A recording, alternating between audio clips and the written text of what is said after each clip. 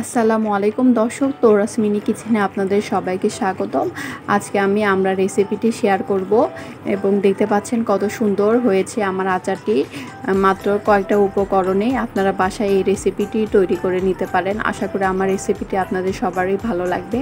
চলুন দেখে নেওয়া যাক প্রস্তুত প্রণালী।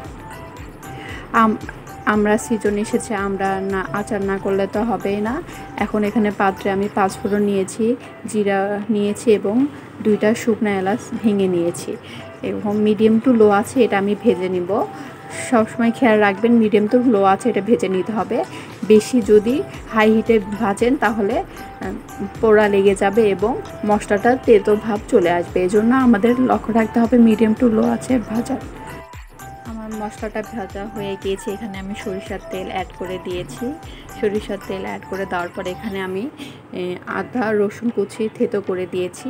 অবশ্যই এটা আচারে দিবেন, তাহলে আচারের ফ্লেভারটা সুন্দর আসে এবং খেতেও হয় দুর্দান্ত। এখানে আমি হালকা বাদামি কালার করে ভেজে নিব এবং আমড়াটা আমি এখানে হলুদ দিয়ে মেখে রেখেছিলাম। এখানে আমি আমরা চারপাশে কেটে নিব যাতে সম্পূর্ণ উপকরণটি আমড়ার ভেতরে সুন্দরভাবে প্রবেশ করে। দেখতে পাচ্ছেন আমার আমড়ার কালারটা সুন্দর এসেছে। আমি এখানে মিডিয়াম টু লো আছে ভেজে নিব। এখানে আমি চিনি অ্যাড করে দিচ্ছি 6 টেবিল চামচ।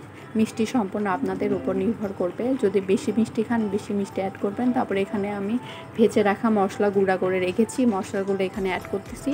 অবশ্যই এই মশলাটি আচারে দিবেন। এখানে আমি 1 টেবিল চামচ শুকনো মরিচের গুঁড়া অ্যাড করছি এবং হাফ টেবিল চামচ হলুদের গুঁড়ো অ্যাড করছি। এখানে হলুদ গুঁড়াটা একটু কম পরিমাণে দিবেন আর ঝালটা সম্পূর্ণ আপনাদের উপর নির্ভর করবে। সম্পূর্ণ উপকরণটি আমি সুন্দরভাবে মিক্সড করছি যাতে আমড়ার ভেতরে সুন্দরভাবে প্রবেশ করে।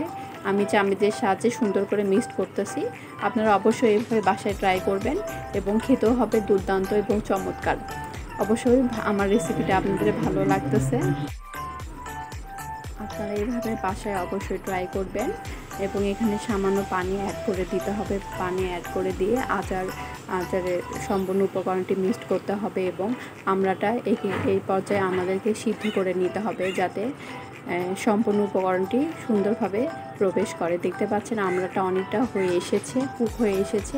এই ক্ষেত্রে আমরা ঢাকনা দিয়ে ঢেকে দিব। 10 মিনিট পর আমরা আবার ফিরে আসবো। 10 মিনিট পর আমরা ফিরে এসেছি। দেখতে পাচ্ছেন আমড়াটা অনেকটা সিদ্ধ হয়ে গিয়েছে এবং কালারটাও অনেক সুন্দর এসেছে। এভাবে মিডিয়াম টু লো আছে বাসায় আপনারা রান্না করবেন। অবশ্যই আচারটি খেতে হবে দুর্দান্ত। আমার হাজব্যান্ড তো বলতেছে যে তোমার আচারটা অনেক সুন্দর হয়েছে এবং এটা যদি আপনারা খিচুড়ির সঙ্গে খান এক কথায় অসাধারণ হবে। আপনারা অবশ্যই বাসায় এভাবে ট্রাই করবেন। খুব অল্প সময়ের মধ্যে এই আচারটি আপনারা তৈরি করে নিতে পারবেন। দেখতে পাচ্ছেন আমার আমড়াটা মোটামুটি রেডি হয়ে গিয়েছে। এই ক্ষেত্রে আমি তেঁতুলের চাটনি অ্যাড করতেছি। আপনারা খেয়াল রাখবেন এখানে গাছের তেঁতুলটা অ্যাড করতে, মানে তেঁতুলের যে পানিটা সেটা অ্যাড করবেন, তাহলে আচারটা আরও সুস্বাদু হবে। এখানে আমি 2টা তেঁতুলের চাটনি অ্যাড করে দিয়েছি। এই ক্ষেত্রে তেঁতুলের রসটা দিলে আপনার খেতে হবে আরও চমৎকার এবং আচারের সুন্দর একটা টেস্ট চলে আসবে। আপনারা অবশ্যই এটা অ্যাড করবেন। এটা অ্যাড করলে আচারটা আরও লোভনীয় হবে খেতে। সম্পূর্ণ উপকরণটি আমি মিক্সড করে নিচ্ছি। সম্পূর্ণ উপকরণটি মিক্সড করার পর এখানে আমি সামান্য লবণ অ্যাড করে দিব। আমি আপনাদেরকে আগে বলতেছি ঝাল এবং মিষ্টি সম্পূর্ণ আপনাদের উপর নির্ভর করবে। আপনারা যেরকম ঝাল খাবেন সেরকম ঝাল এখানে অ্যাড করবেন। আমি এখানে একটু সামান্য লবণ অ্যাড করে দিচ্ছি। লবণ এখানে পরিমাণ মতো অ্যাড করতে হবে। দেখতে পাচ্ছেন আমার আমড়াটা অলমোস্ট হয়ে এসেছে। আমি এখানে চামচের সাহায্যে নেড়ে চেড়ে দিচ্ছি। প্লিজ আমার ভিডিওটি ভালো লেগে থাকলে লাইক কমেন্ট শেয়ার করতে ভুলবেন না। অবশ্যই আমার রেসিপিটি বাসায় একবার হলো ট্রাই করবেন এবং আমার কমেন্ট বক্সে আপনার অভিজ্ঞতাটি শেয়ার করবেন।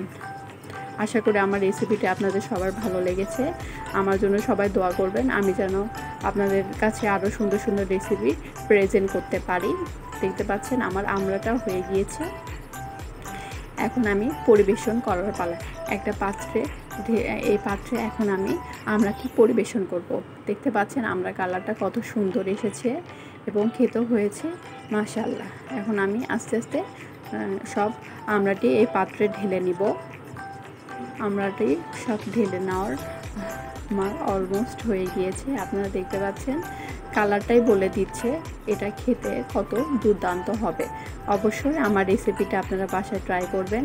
খুব অল্প উপকরণে, ঘরোয়া থাকা উপকরণ দিয়ে আপনারা এই রেসিপিটি তৈরি করে নিতে পারবেন। প্লিজ আমার ভিডিওটি ভালো লেগে থাকলে লাইক, কমেন্ট, শেয়ার করতে ভুলবেন না। আমাকে আপনারা সবাই সাপোর্ট করবেন। দেখতে পাচ্ছেন কত সুন্দর হয়েছে। আপনারা অবশ্যই এভাবে বাসায় ট্রাই করবেন এবং বেশি বেশি আমার ভিডিওটি লাইক, কমেন্ট, শেয়ার করতে ভুলবেন না। আল্লাহ হাফেজ।